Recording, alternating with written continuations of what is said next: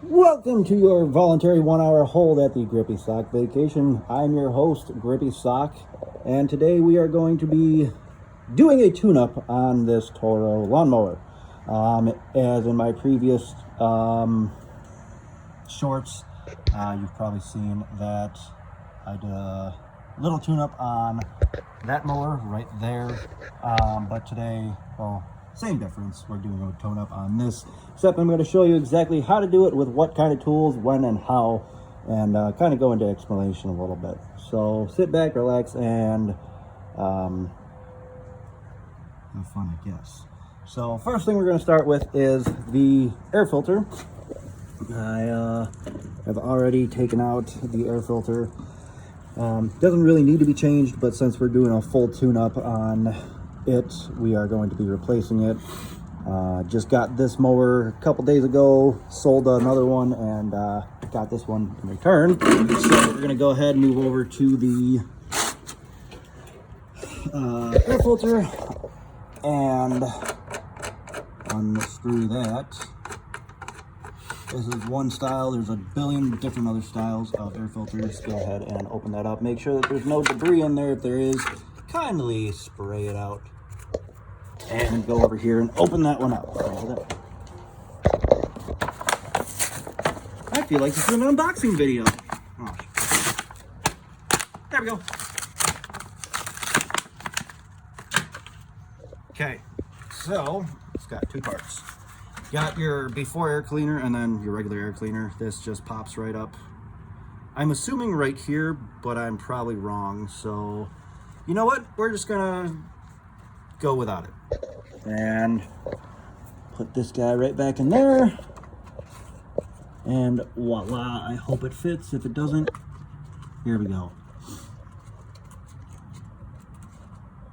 All right. Oh, oops. All right.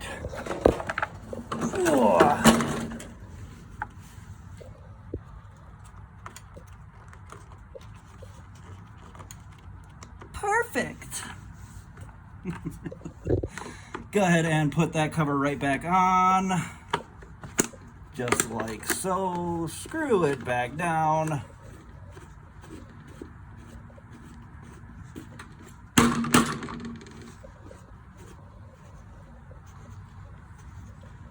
And step one of your tune-up is complete, with the old air filter being out, the new air filter being in, and now we will move on to doing the spark plug. Okay, here we go. So first things first, don't do this, because if your mower magically turns on, which I don't know how it could or why it would, don't put it on your knees like I am. I am a trained professional. Yeah, so don't do that. But you're going to go ahead and find this little boot right here. It could be anywhere else, but what you're looking for is a little rubber boot, like your little rubber boots that you had as a child. Go ahead and pull that right off, and it will expose this, your spark plug. And I can't tell if that's the new one. I don't think it is. But go ahead, make sure it's not loose. If it is not loose already, there's going to be 4 different kinds of spark plug sockets.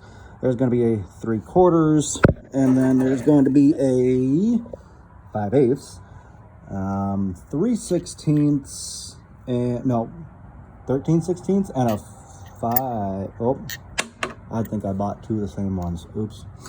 But go ahead and find the right socket, fit it to the spark plug, put it on there, and then get yourself a ratchet and go to town getting that thing out.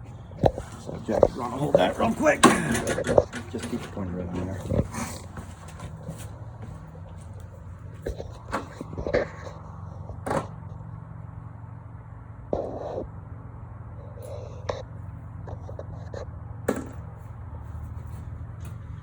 All right, so turns out I did buy a second 5/8, which I did not need. So, oopsie daisy, I'll just go return that at a later time.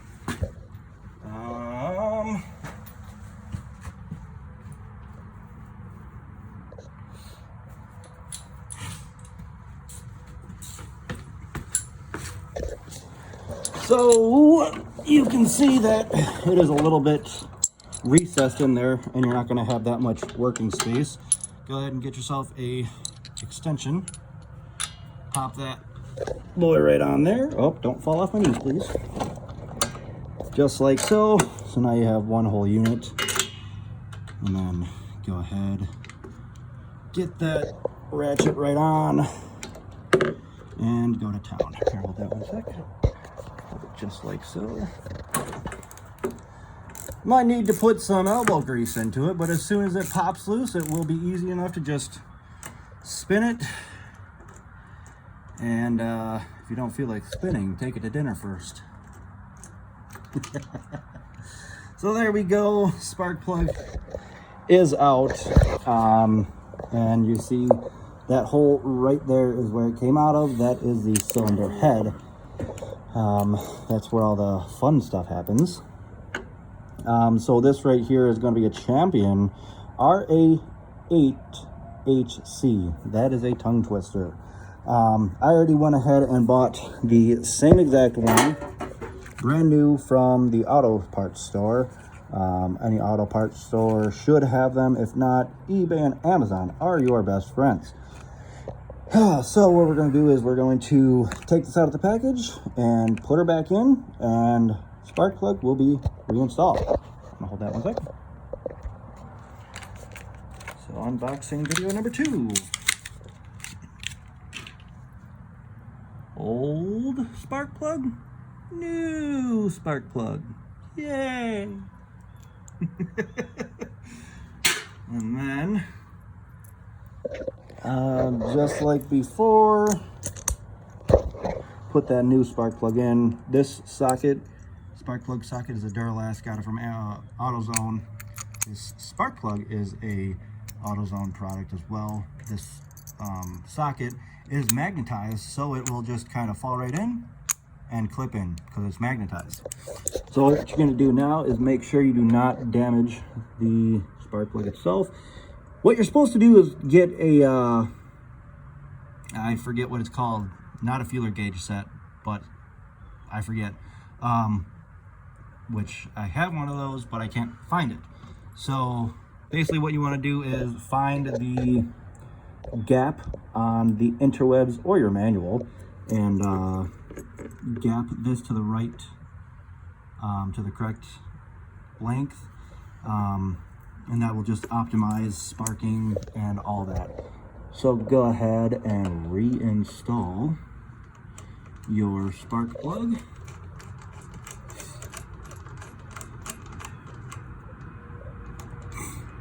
And there's a plane incoming because I live right by the airport. Go ahead, get that plug a nice snug fit into its new home. Make sure not to do it too hard or else it will snap and you will have a bigger headache than just a tune-up. So now that the spark plug is right back to where it belongs, go ahead and put that boot right back on it. And step number 2 to your tune-up is complete. That's the muffler. Don't touch that, that could be hot. It's not hot, so I touch. And now, if it was not running good to begin with, it should be running a little bit better by now. And then, so now what we're going to do is we're going to start her up, get the engine a little bit warm, then we're going to put some motor flush in the oil and change the oil. So, Jacques, if you want to follow me. Follow me out there.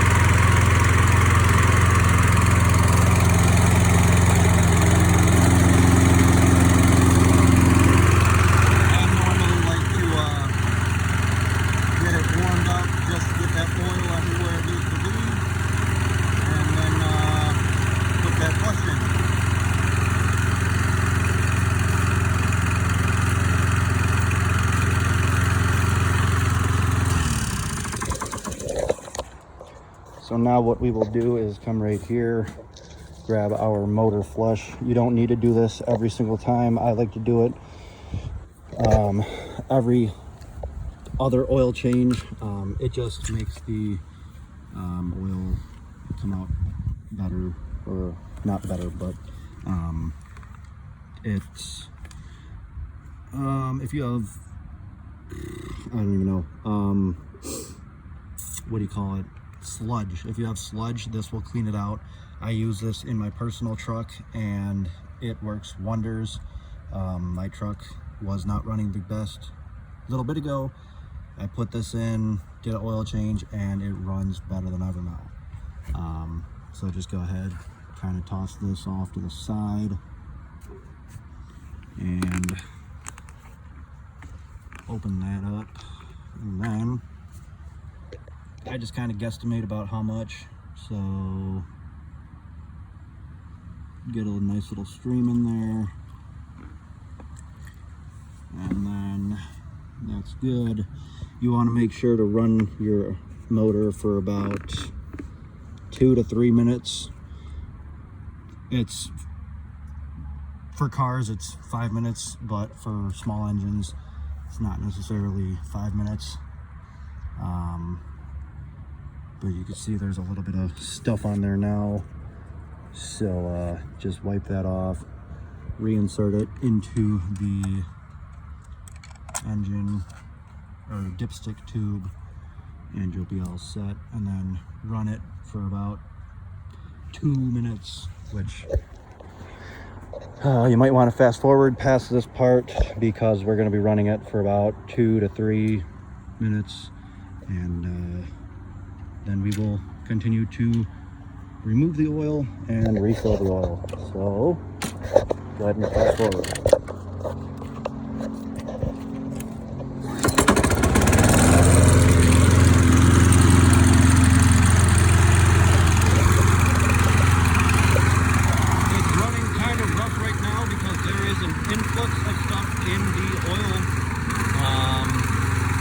And it's kind of out of gas, so I'm doing the tune-up and winterizing it at the same time.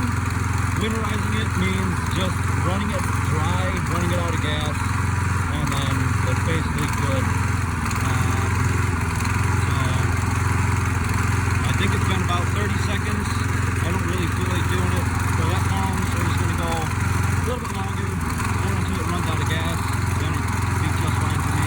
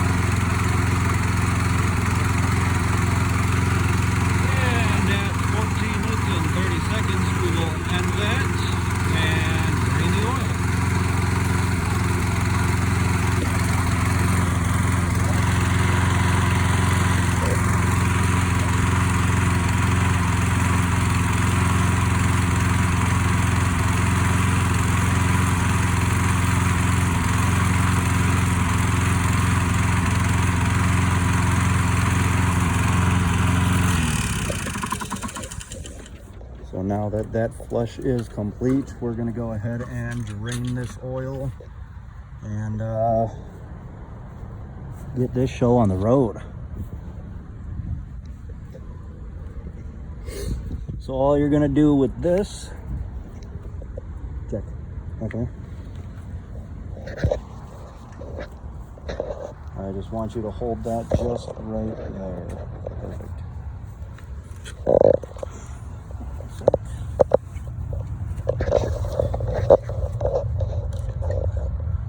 So all you're going to do is take this dipstick out once again, Toss that to the side. And then this right here is the dipstick tube. That's where you drain the oil and put the oil back in. So you're gonna want to take your pan, put it right up there. Actually, start tipping it a little bit first. Then go ahead and get your pan right there to catch the oil coming out, and voila, the oil comes out. It's like a chocolate milk fountain, everlasting, right? There we go, perfect.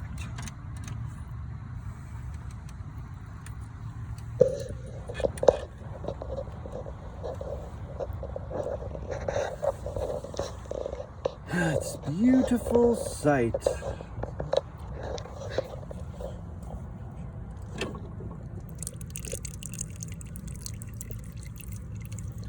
Those might be air bubbles, more than likely air bubbles, who knows. But if there's any sludge at the bottom or anywhere inside the motor, that motor flush should have helped out to break it up and get it out of there. For heavily sludged engines, you're going to need to treat it basically every oil change in order to get that sludge out of there. So you're going to want to keep on kind of moving the motor or everything and seeing if anything comes out by dipping at different angles. If nothing else comes out, then it's safe to say that, oh, there we go. But once no oil comes out of the engine, then it's safe to say that there is either just a teeny tiny bit that you can't get out, or it's completely empty. So I just like to lift it up every little bit, put it back down, and see, it's just that little extra in there. If that doesn't come out now, if it doesn't come out the next oil change or the next one, it could turn into sludge. Who knows, depending on what happens or what condition your motor's in. It all just really depends on how you take care of it.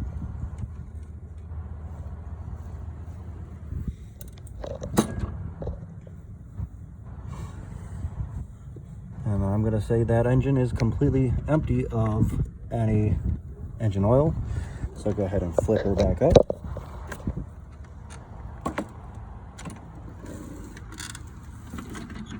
And go ahead and wipe that off.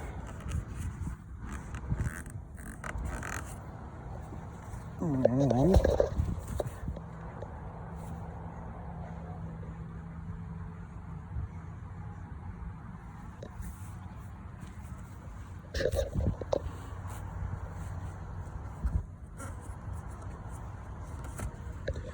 so now this engine does take 10W30.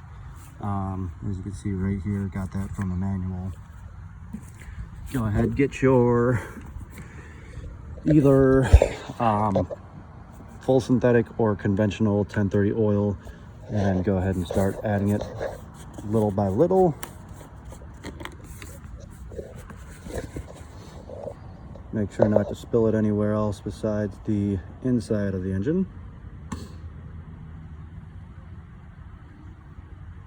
Oh, there's a bee. I don't like bees because I'm allergic.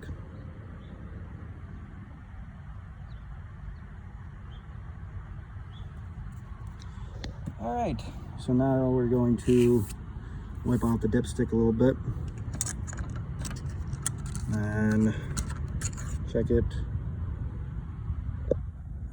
Looks like enough, but we're just going to go ahead and start it up once again just to make sure, because once you take the oil out, you're going to want to start it after you add oil to make sure you get a true oil reading.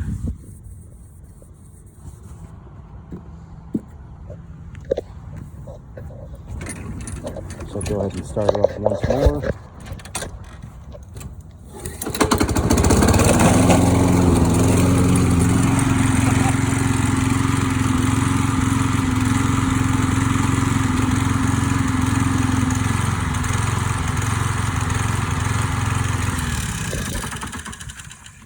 Like I said, it's running like that just because it is running out of gas. I am winterizing it, so I'm going to run it dry and run it out of gas and put it in storage. So let it sit for a second or two. Then go ahead and pull that dipstick out. Wipe that dipstick off. And then you're going to want to just put it down, hold it for a second, and then pull it out again.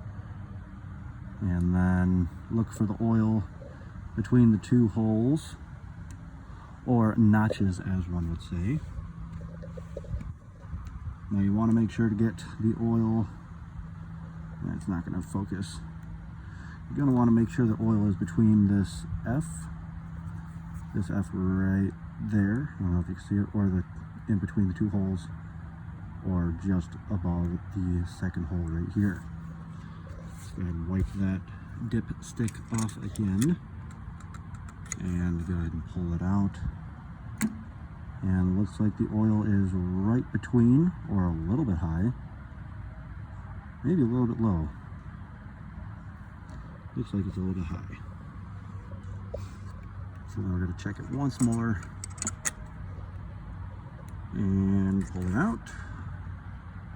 And the oil is right between those two, and we are all set with this oil change. So this oil change is complete. Now we're going to go ahead and take that blade off, sharpen her up, and scrape the deck. And here we go. All right, just want to hold that with your feet again.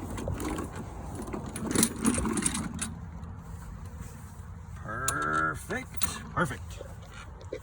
And just for safety, we are going to go ahead and disconnect this spark plug boot, just because we don't want to have any accidents. So now we are going to remove this bolt, and then that will release this blade. As you can see, there are no notches on the blade, and I can feel that there are no notches on the blade either. So this blade is actually perfectly fine. We do not need to sharpen it. You do not want the blade to be razor sharp.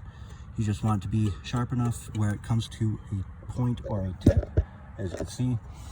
You don't want it to be razor blade sharp, just because if you hit a rock or anything in the grass, it will damage the blade, give it a notch, and it's not going to give you a good cut anymore until you sharpen it again, and you'll just be kind of out of luck. So if you look right here, this is the front wheels, where if you pull that lever, they will move by themselves. That's called the self-propelled.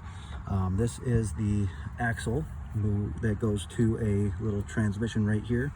Just has a bunch of gears inside. The other side of the axle that goes to this wheel. And there is a little, what do you call it? It's either a, well, it is a cable, but on this one I don't know if it's, which I think it is, a band, but I'm not 100% sure. I haven't dug into this one about anything just yet. So what we're going to do now is, since the blade is actually perfectly fine, we're just going to scrape the deck and then run it out of gas, and then it will be perfectly fine.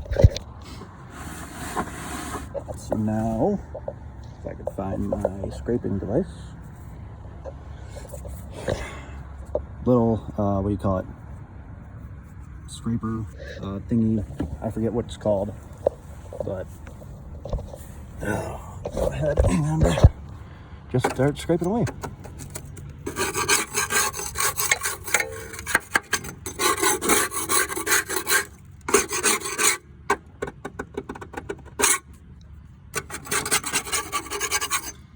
If you don't get everything off, that's totally fine. You don't need to get everything off, just get the big chunks off, and you can send it just like that. But just want to make it good enough to where it doesn't have big chunks, because that will build up again and again and again, and it will make you have a bad cut. So, as you can see, this deck is pretty nice already.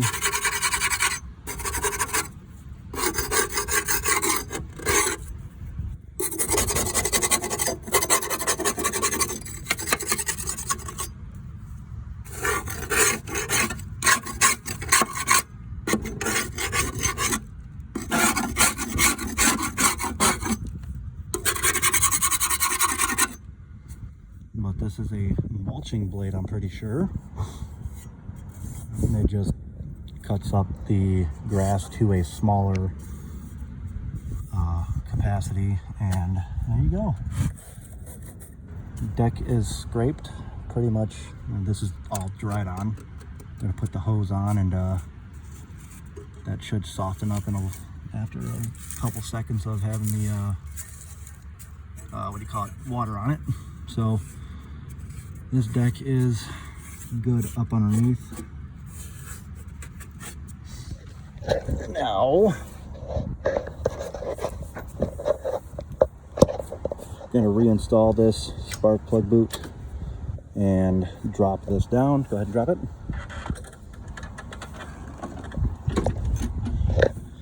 And no oil has gone out, no nothing has leaked, so that is a good sign.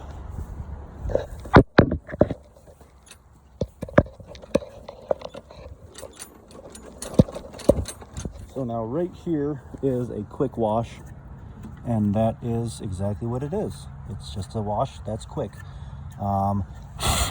So go ahead, get you a hose, and not every mower will have this, but mine does, so I'm going to show you how it works.